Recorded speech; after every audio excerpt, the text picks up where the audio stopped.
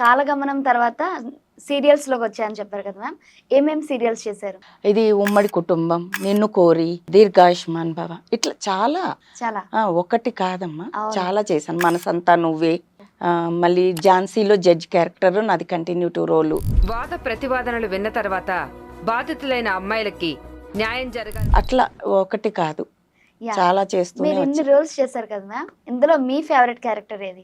ఎప్పుడు ఒకేలాంటి రోల్ రాకుండా డిఫరెంట్గా వస్తే బాగుండని నేను ఆలోచిస్తాను. నాకు వచ్చేవన్నీ కూడా అలాగే వస్తున్నాయి. యా. అంటే నా ఆలోచనకు తగ్గట్టుగానే మరి ఆ యూనివర్స్ కూడా నాకు అలాగే ఇస్తుంది అన్నమాట. అవును. నాకు ఏది ఇష్టం అలాగ అన్నట్టు ఎప్పటికప్పుడు. ఇప్పుడు ఒక సోదమ్మాయి క్యారెక్టర్ చేశాను, తర్వాత ఏంటి పూనకం వచ్చినట్టు అదొకటి చేశాను, ఓల్డ్ పూర్ మదర్ చేశాను, మళ్ళీ రిచ్ అత్తగారు, అంటే ఒక పొగరబోతు అత్తగారు ఎలా ఉంటుంది అవును. ఆ టైపు చేశాను, జడ్జి చేశాను, డాక్టర్ చేశాను. ఇట్లా అంటే నాకు అలా ఇష్టం డిఫరెంట్గా చేయాలని.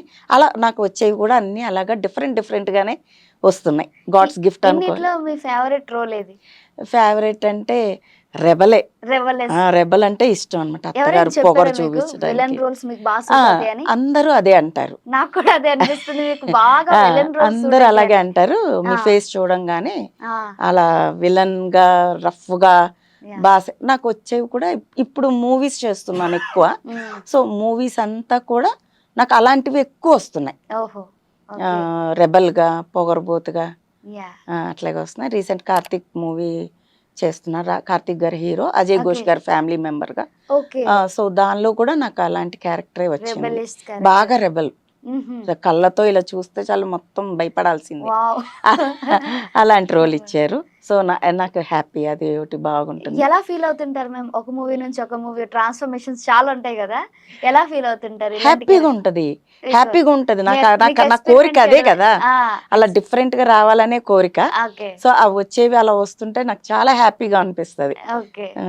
ఇలా మీ హస్బెండ్ మీకు సపోర్ట్ చేశారని చెప్పారు, మీ సక్సెస్ లో మీ హస్బెండ్ రోల్ ఎంత ఉందని చెప్తారు? అసలు పూర్తిగా అయిందేనండి సక్సెస్. ఏదో అంటారు కదా, ఒకటి ఉంది కదా, నీ వెనుక ఉన్నది ఎవరమ్మా అట్లా. నేను మాత్రమే ఇక్కడ కనిపిస్తున్నాను, కానీ టోటల్ అంతటికి నేను ఇలా కనిపించడానికి, ఇలా ఉండటానికి, ఇక్కడ దాకా రావడానికి మరి ఆయనే సపోర్ట్. ఆయన ఇది లేకపోతే మనం ఇక్కడ దాకా రాలేము. ఏం చేస్తుంటారు మ్యామ్ సార్? ఆయన బిజినెస్ ప్లస్ ఆర్టిస్ట్. ఆయన కూడా ఆర్టిస్టే. ఆయన సీరియల్స్, మూవీస్ అన్ని చేస్తూ వస్తుంటారు.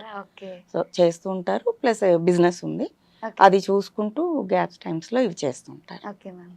మరి వైజాగ్ లో ఉండేటప్పుడు ఈ జర్నీ స్టార్ట్ అయింది కదా, అప్పుడు మీకు ఎలా హెల్ప్ చేశారు మీ హస్బెండ్?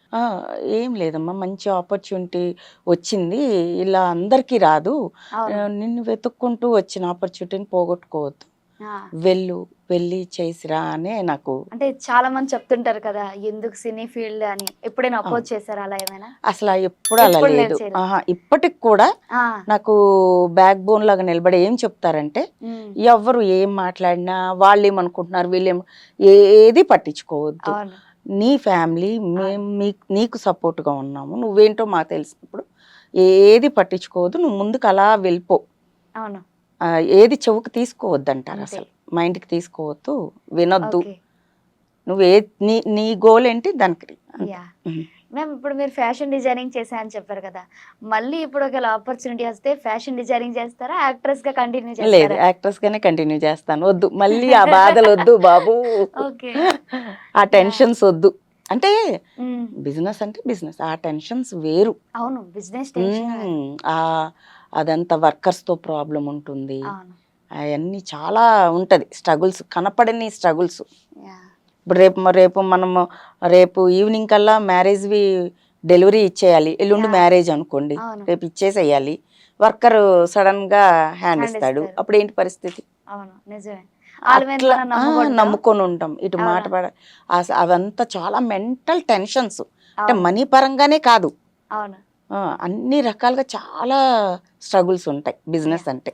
సో అవన్నీ చూసి వచ్చిందని కదా, సో నాకు మళ్ళీ అది వద్దు, ఆ టెన్షన్స్ వద్దు, ఇది ఇట్లా రిలాక్స్డ్గా యా నాకు వచ్చిన మనసుకి చాలా ఇష్టంతో చేస్తాను. సో అవును. అందుకని నాకు ఇది చాలా హ్యాపీగా అనిపిస్తుంది. యా మ్యామ్, కాలగమనం మూవీ చేసేటప్పుడు ఒక మూవీకి వెళ్ళి ఫస్ట్ టైం చేయడం, అప్పుడు నర్వస్ ఫీల్ అయ్యారా? ఆల్రెడీ నేను కంటెంట్స్ చేస్తాను కదా. అవును. సో నాకు కంటెంట్స్ చేసేటప్పుడు మా హస్బెండ్ నాకు ఎలా అలవాటు చేశారంటే, అవసరమైతే రోడ్డు మీద నడి మధ్యలో నుంచొని కూడా చేయగలిగేలాగా కొన్ని నా చేత చేయించేవాళ్ళు. అంటే అప్పుడే మీకు అయిపోయింది స్టేజ్ సో ఫియర్ లేదంటే పోయాయి. అలాంటివన్నీ అలవాటు చేసేసారు బాగా. ఆహా. ప్లస్ ఇంకోటి ఏంటంటే మా డైరెక్టర్ గారు కూడా వాళ్ళది విజయవాడలో అనమాట యాక్చువల్గా ఆఫీసు, ఓకే. పీవీఆర్ ప్రొడక్షన్స్ అని. ఆయన ఎలా అంటే ఎంత టాల్నైనా సరే చాలా ఫ్రెండ్లీగా మూవ్ అవుతూ, అంటే ఓకే. మనం ఎంత చేయలేని వాళ్ళ చేత అయినా సరే చక్కగా బాగా చెప్పి చేస్తారు. చేపించగలరు.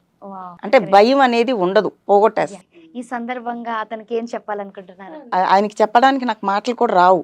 ఆ, ఎందుకంటే ఇంకా అది మనం లైఫ్ లాంగ్ అట్లా ఒక రుణపడిపోయి ఉన్నట్టే ఆయనకి. అంతే. నేను ఈ మీడియా పూర్వంగా చెప్పాలి అసలు ఇలాంటివి. అవును. ఇక్కడ మనం నేను ఎన్నో చూస్తున్నా హైదరాబాద్ వచ్చాక, అవును. ఇందులోకి వచ్చాక చాలా మంది అనుకుంటారు చాలా ఈజీగా వచ్చేస్తాయి ఆపర్చునిటీస్ అని అనుకుంటారు. యాక్చువల్గా ఇక్కడికి వచ్చాక తెలిసింది ఏంటంటే చాలా కష్టం, అవును. చాలా కష్టం. ఎన్నో ఆఫీసులు తిరగాలి, ఎన్నో ఆడిషన్స్ ఇవ్వాలి, కొన్ని వందలు వెళ్తే ఒక్కటి సెలెక్ట్ అవ్వటం కష్టం.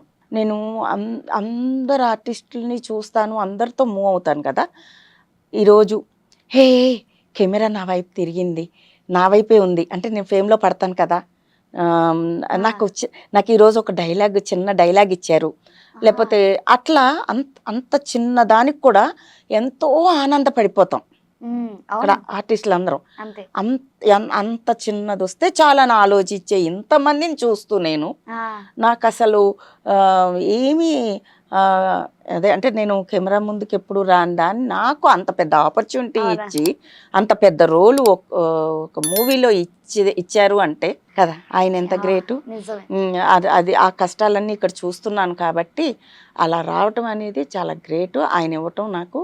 సో అందుకని అది లైఫ్ లాంగ్ మనం ఆ డైరెక్టర్ గారికి రుణపడి ఉంటామే కదమ్మా.